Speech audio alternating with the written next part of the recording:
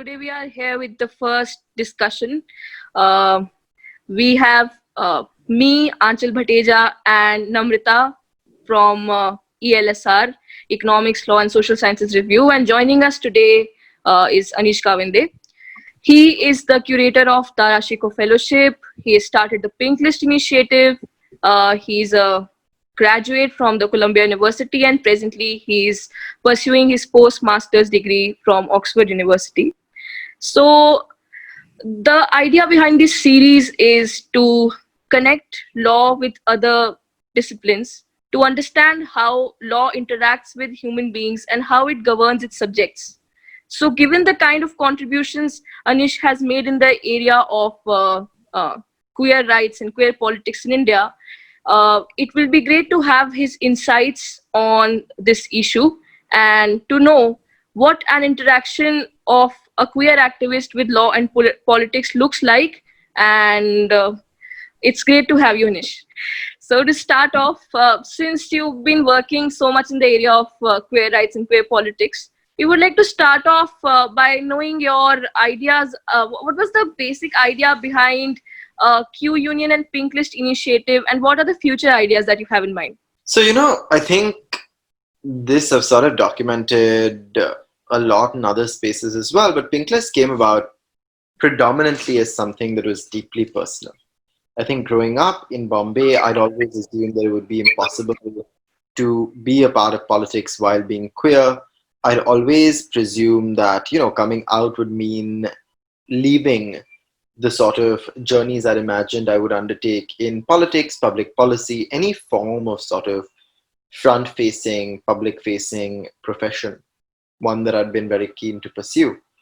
And that was what kept me in the closet for the longest time. I only came out actually on a sort of stipend-funded grant to Paris, where I got to work in a city where I knew nobody and nobody knew me, and which is where I sort of said, this is the best place to come out, because if I do come out, nobody's going to be watching.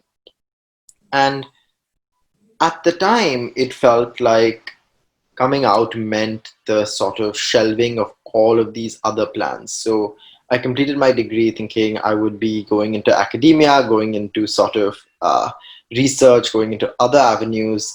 And I'd given up on coming back to India and starting work on Indian politics until I got a call and an invitation to work on the Lok Sabha elections. And at that time, I was very hesitant because I said, I don't know if this has ever been done before. I don't know if there have been queer people who worked out and proud in the electoral field before. And I said that, I don't know if I'm sure about how to jump into this. But eventually I said, what's the worst that can happen out of it? I'll write a book. And so I ended up coming back after completing my undergraduate degree in comparative literature. I started working on the Maharashtra Congress's campaign and traveled across rural Maharashtra from Ichalkaranji to sort of Nagar to other towns in the middle of nowhere. And it was an incredibly eye-opening and an enlightening experience, right? Because this was something I had never imagined was possible. This was something that I was turning up for in kurtas like these, white pants, colorful socks and brown Oxfords, in sort of attire that completely set me apart when I was sitting on stage with, 40, 50, 60-year-old politicians, sometimes even older, who were in white kurta, white pajama, and like black rubber chappal, and sort of very different aesthetic, right, on stage. And an aesthetic that I think was provocative in many ways. An aesthetic that brought glances, but also brought sort of refreshing takes of subverting what seemed possible.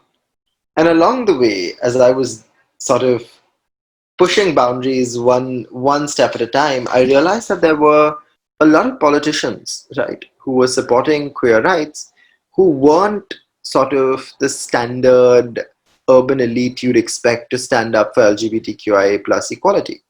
Beyond the Milind Devras and the Shashi Tharoors and the sort of Scindias and pilots of this world, there were a lot of politicians from rural areas, from constituencies that were not progressive in the ways that we imagine progressiveness to exist, and who didn't stand to benefit much from being queer positive. And at that time, traveling across the place, it became important to highlight what the state of Indian politics with respect to queer rights was. I think we learned pretty quickly that it should not be and cannot be a platform or a sort of initiative that endorses politicians. So we came up with Pinklist India as an archive, right, to track what Indian politicians, specifically at that time Lok Sabha candidates, have said on LGBTQIA plus issues.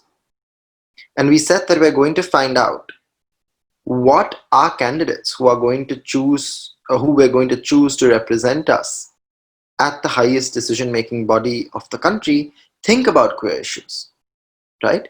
And so that's how Pinklist India came about. And this was the three of us, and two of us run it now.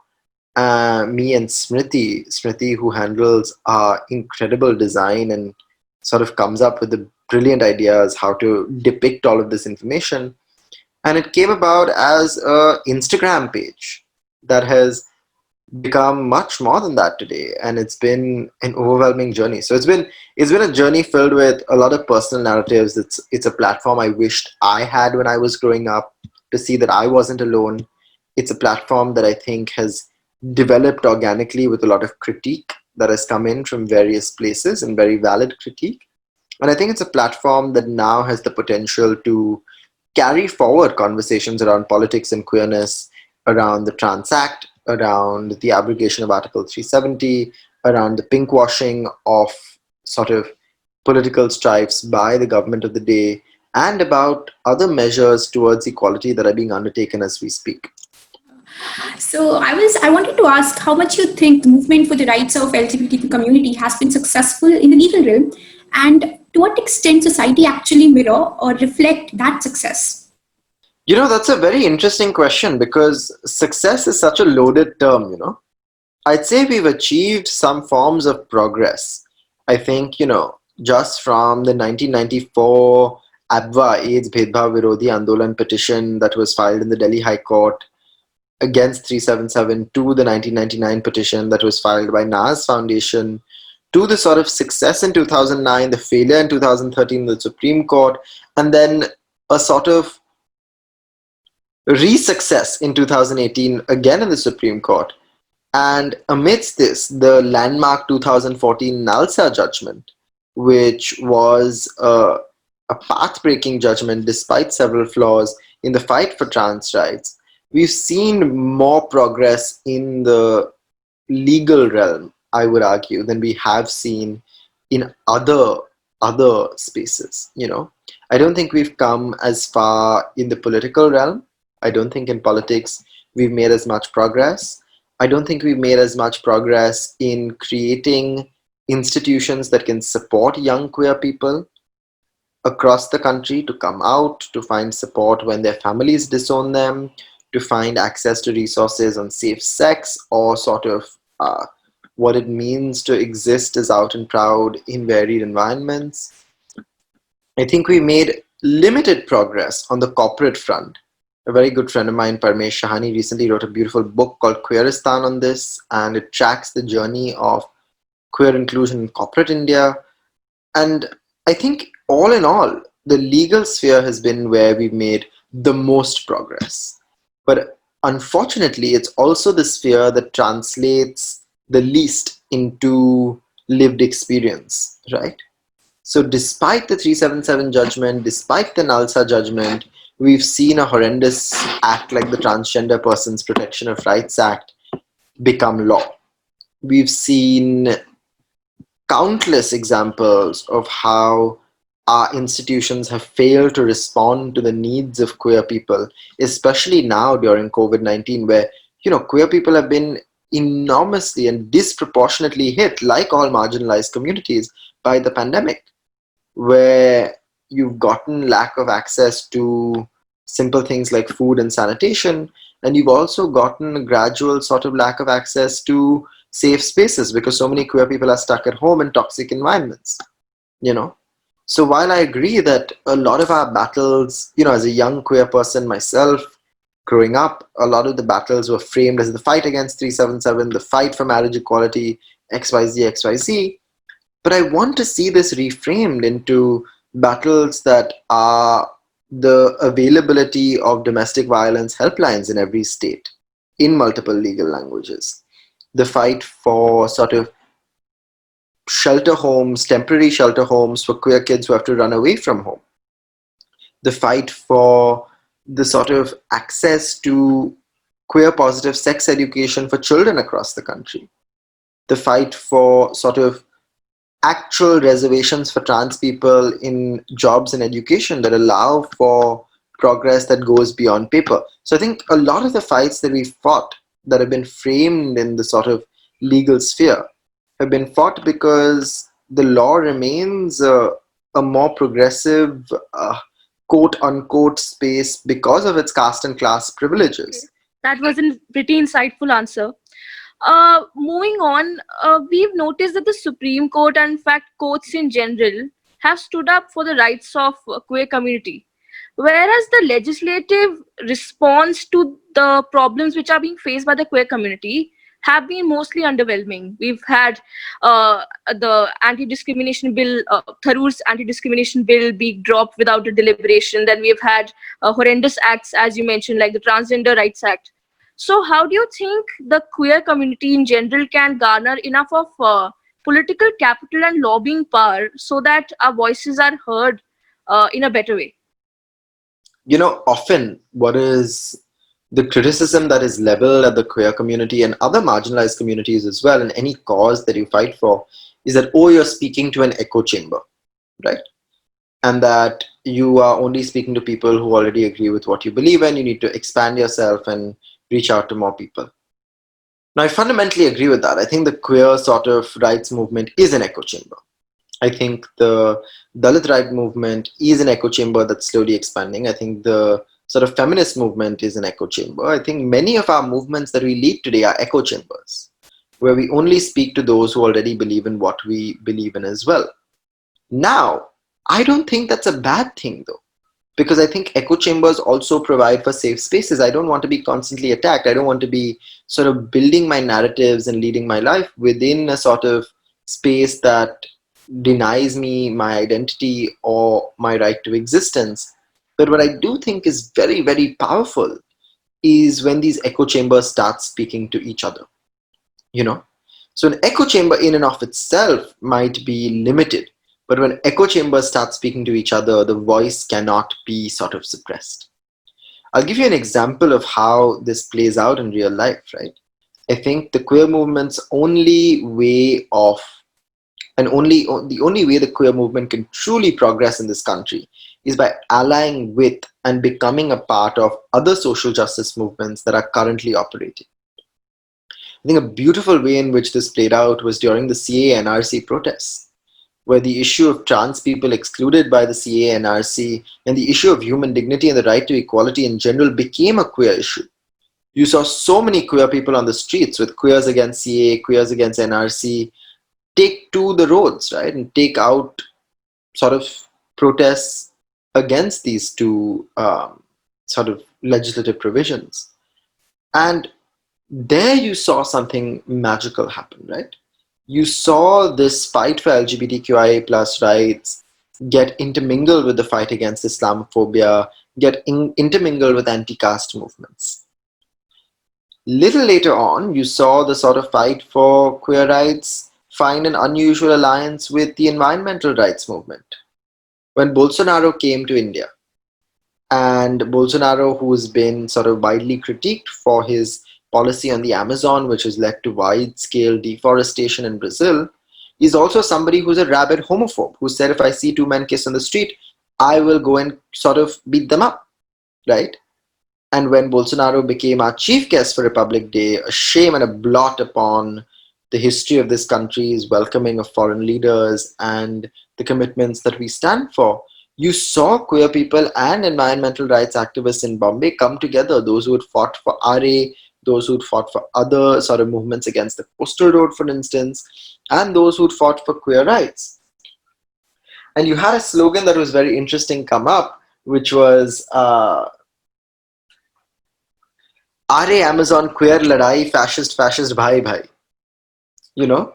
And you had a sort of shared commitment to protesting against authoritarian leaders and policies that are sort of detrimental to varied causes and varied social justice movements.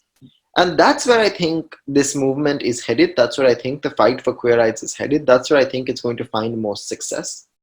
I think it's time we stop going in front of people with begging bowls and start demanding for rights instead of requesting rights. And I think it's time we start recognizing that we are not pity projects, that we are not sympathy projects, that we are capable of leading and driving powerful, expansive, and very potent political movements that can ally with other movements across the country to create a social justice civil rights platform that truly has the power to make transformative change, politically and otherwise. So, since you have been working on ground level promoting the interest of the community, it would be interesting to know how you find the attitude of the law enforcement agencies or the law to be, and how does that attitude impede or bolster your campaigns and projects?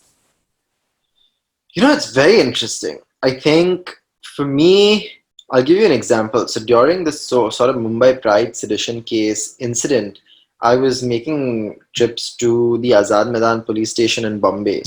And there was a young trans student who was accused of sedition and had charge sheet filed against them. And amidst this, there was this police officer who was in charge of the case who had called us in for questioning. I was one of the people who'd sort of been on the approval sheet. And what was really funny in all of this was that I was very clear that I think the case you filed is frivolous and I think that you are making a mistake and this is politically motivated. But what came as a result of that conversation was this expansive conversation on what it means to be transgender, non-binary in Marathi, right? Like, how do you explain what a trans, non-binary identity is to somebody who's not well-versed in the sort of vocabulary of the social justice movements that we have today? And I think there is an important need to engage in sensitization programs and sort of awareness programs across the law enforcement spectrum while continuously understanding that the police are not our friends, right? That the Queer Project is one that started off with the first brick being thrown at Stonewall because of police raids on a gay bar in New York City.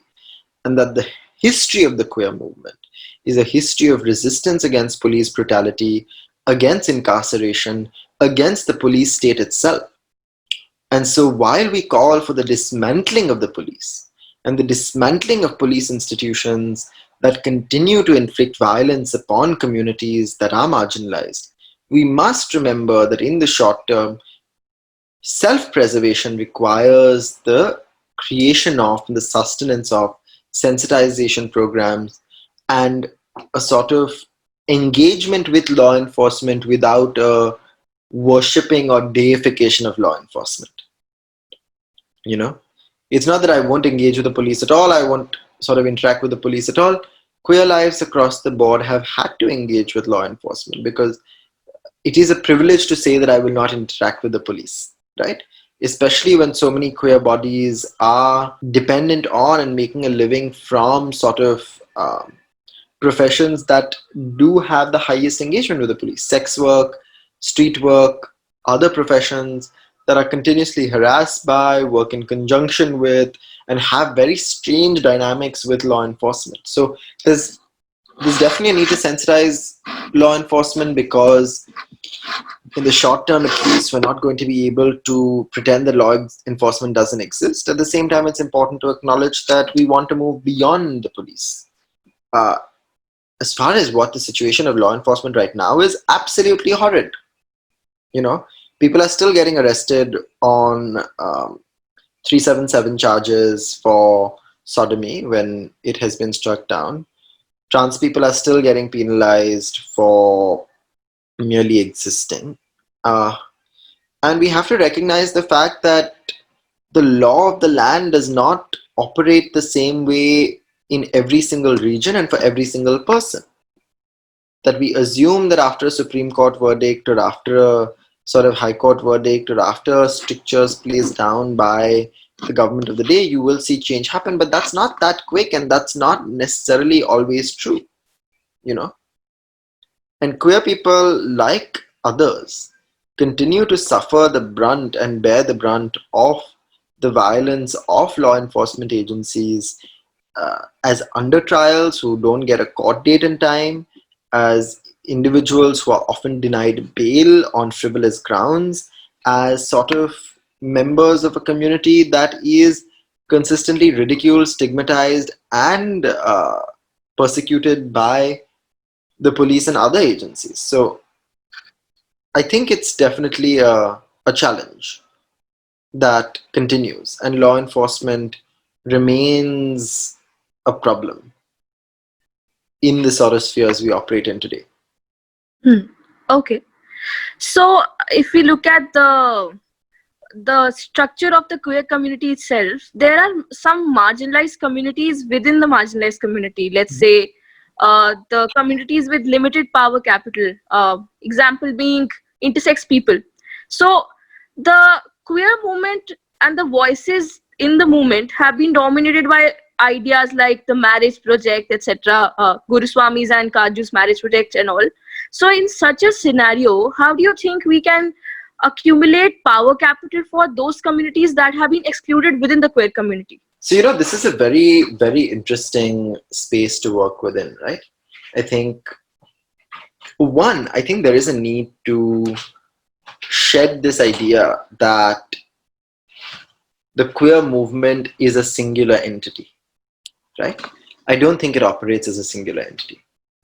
There's also a need to distance ourselves from this assumption that we will all be fighting the same fight, or the queer community together will come out for one issue. Because of India's unique experience with Section 377, there has been a sort of warped understanding of the queer movement as one that takes on projects until they're finished. Right? It was that 377 Ladai, everyone comes together, every pride, that's the slogan, remove 377, remove 377, remove 377, right? It's a very limited way of looking at queerness and the queer movement, right? It's not something that's productive, because there are, movements that were arguing for trans rights at the same time. There were movements that were arguing for mental health access for queer people at the same time. There were movements that were arguing for shelter homes at the same time. So many different movements exist within a movement. In the same way that you can't ask for the feminist movement to have one single issue that it rallies behind, right? Like tomorrow, if I were to say that I'm trigger warning for rape over here, the feminist movement's single point agenda is a rape law. You just cannot have that operate in a large movement. The feminist movement's agenda is also equal pay at the workplace. The feminist movement's agenda is also to prevent sort of stigmatization of periods, right? The feminist movement's agenda is also to prevent caste atrocities and discrimination on the basis of other identity markers. All these exist simultaneously. Similarly, in the queer movement, after the sort of fall of 377, you are going to see the existence of and the preponderance of several projects that are equally valid. The important thing here, though, is that the existence of all of these projects does not mean that all of them get the same amount of attention or the same amount of recognition as the others. Now, Menaka and Arundhati happen to be good friends. I think while there has been significant critique of the marriage project, including by me, there is an understanding that the marriage project is one of the projects that the queer movement is putting forth, right? It is not the only project. And it is the job of the queer community at large to acknowledge this and say that multiple projects are now possible. For me, I think the important factor to highlight is that the existence of varied marginalizations within queerness, which include Dalit queer people, Muslim queer people, intersex folks, non-binary folks, ace folks, these are all identity markers that require awareness and education within the queer community to begin with, that there is a lot of unlearning that queer people themselves have to do of other forms of marginalization. And I think that sort of self-reflection is more important before we embark upon amplification and other sorts of projects, because as a community, I think it's important to reflect upon, reconsider our own stances before trying to change those of others. And then I think it's important to acknowledge that, exactly as I said before, the queer movement cannot exist in isolation. And that if you try and sort of chip away at the block and say that, oh, this XYZ movement is important, this XYZ movement is important, why is this not being considered? You push yourself down into a rabbit hole that is not very productive. The queer movement has been and must remain a movement for equal rights, regardless of caste, class, gender, sexual orientation, or gender identity, right?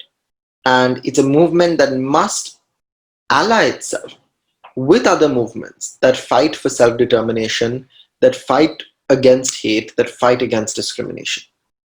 And once these alliances are built, once the sort of ethical foundations of the queer movement reflect the sort of idea of queerness as something that argues against the normal and argues against forms of discrimination, you will see the sort of natural amplification of these voices.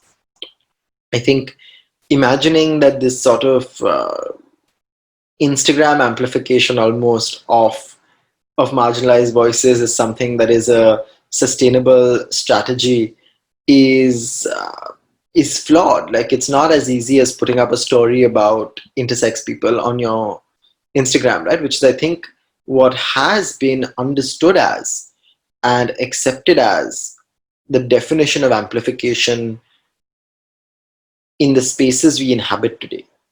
I think that to me is slightly scary. That amplification does not mean once in a while just highlighting one random marginalized community. Amplification must be and requires a rooting in local politics.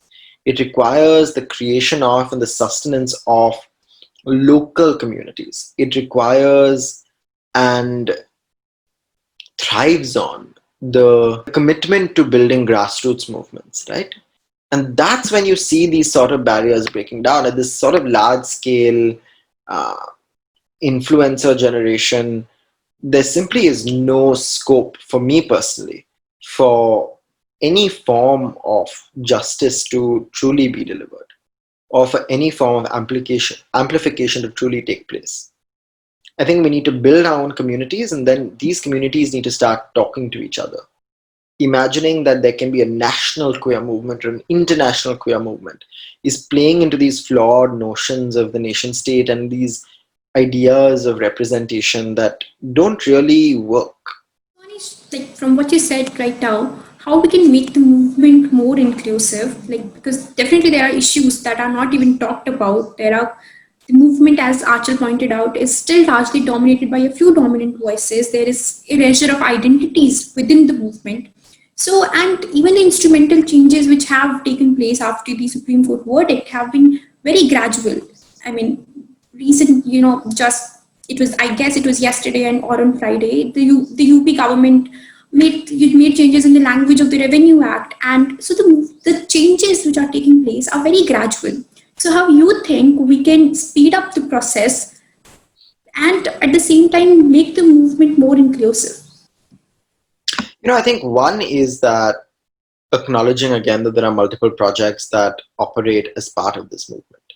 And as somebody who works on queer rights, identifying what you want to work towards, right? Breaking down big changes into small chunks and then working towards achieving them is often the best and the fastest way of achieving change, rather than trying to fix the system in its entirety all at once. I think the second way to ensure that we move faster and sort of accelerate this process of change, which I don't think can be accelerated beyond a point. Remember, we've come so much further in the past 10 years than we have in decades, right? And then before those decades, centuries, is by acknowledging that there must be a shared commitment to certain values that defines queerness. I think this is very important, especially as we move forward now, that would you consider Sadhvi Pragya Thakur a feminist? No, right? That just because you are a woman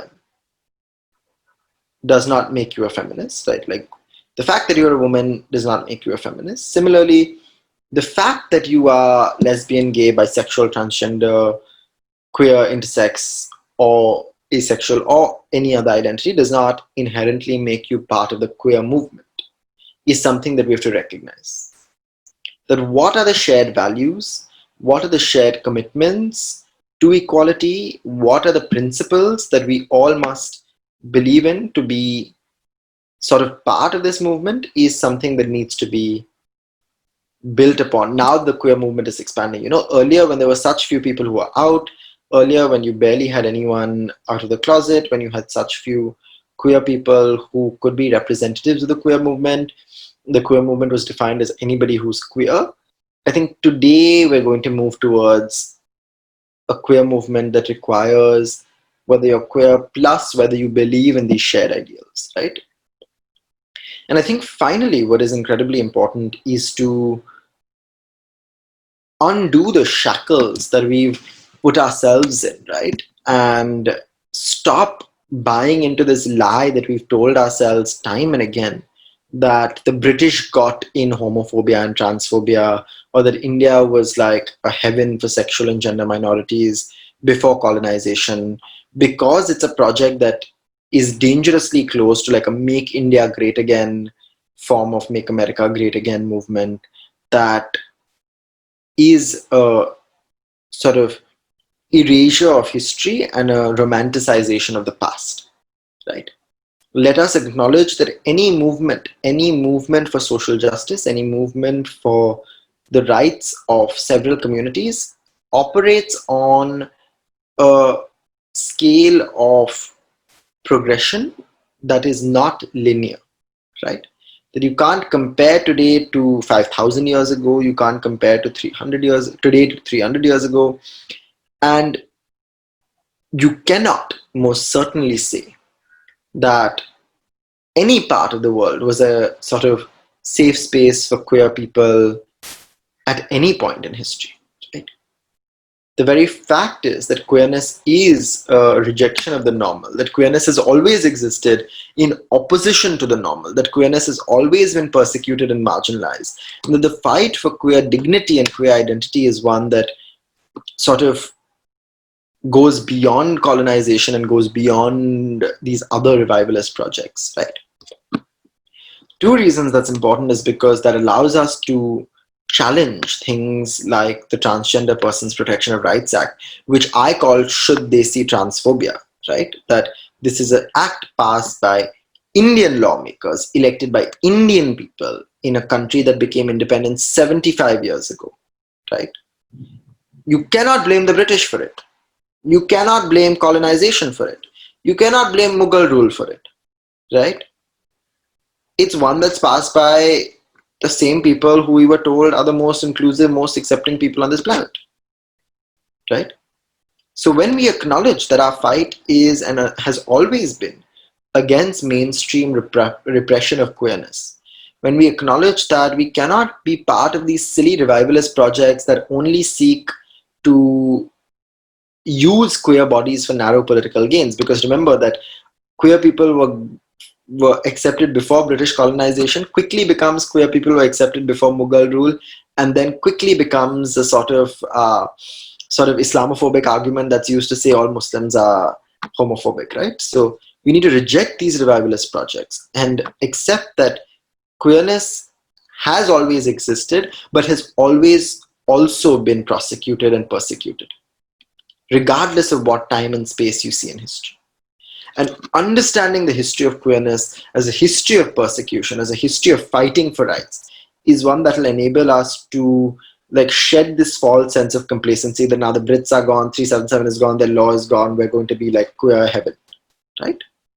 That accepting that this is a fight and a struggle that requires all of us to remain committed and remain committed to the ideals, like I mentioned, of equality and a sort of commitment to forms of resistance against discrimination that will shape what queerness means and what the queer movement means beyond just an identity marker. Yeah. Okay. So, Sorry, I've spoken for a long just a last question. Could you please recommend a few readings for our readers on this subject and a few readings that you've been reading these days pertaining to this subject or generally? Okay, so always my favorite part of any talk. One, always start with reading Maya Sharma's Loving Women, Lesbian Love in Unprivileged India. Beautiful, beautiful book, right? It documents forms of queerness that operate outside of religion, outside of your sort of Kama Sutra and Mahabharata versions that treat queer people as cursed and as outcasts and as like sad stories, into more localized forms of queerness that operate in very interesting ways and negotiate their local contexts in very interesting ways, predominantly out of Gujarat. Also, an incredibly important book that I think is one that has been relevant for me is the collected works of Anjali Arundikar. And she's someone who writes on the archive and the sort of historicization of queerness. And she is someone who really, I think, has shaped my views on finding queerness in the archive, what it means to excavate queerness, what it means to understand the negotiations of queerness in the law. And I think finally, I will recommend this because it's got such incredible queer voices that don't get highlighted much, is The World That Belongs to Us, which is a collection of poetry edited by Akhil Katyal and Aditi Angiras that just came out earlier this month. Hint, hint, I have a poem that I translated in it. And I translated Professor Ramchandra Siras, the professor at Aligarh Muslim University who died by suicide or under mysterious circumstances after the 2009 verdict, because he was forcibly outed by colleagues at the university, but was a phenomenal poet of Marathi. It's got a lot of poems there, which I think are a reflection of the lived realities of so many queer people outside the confines of metropolitan India. And I think then I would say Giovanni's Room by James Baldwin is a personal favorite in terms of fiction. And James Baldwin, a black gay American writer, right, writes powerfully and incredibly beautifully. And that's a book that you should carry like a tissue box around with because it'll make you cry and cry and cry. And finally, I would say A. Revati's biography is an important book for understanding the movement towards trans rights and trans identities. And Grace Banu's book, which I don't know if it's available in English or not, I'll have to check, is another one that is a powerful work that highlights the fight for trans rights and how we move forward. These are a bunch of recommendations. I think that's all I have on my end. Yeah, so I would like to take the opportunity to thank you on behalf of ELS Review. We're really grateful that you took some time out of your schedule and was available for this interview. We really look forward to have you here again, and the interview was definitely very insightful and your words were very inspirational. Thank you so much. Thank you so much, Anchal. Thank you so much, Namrata. You've been such Thank you. delightful people to be in conversation with. I really enjoyed your questions. And I hope to see you on campus when we're done with COVID-19 and we're done with sort of all the warped times that we live in today.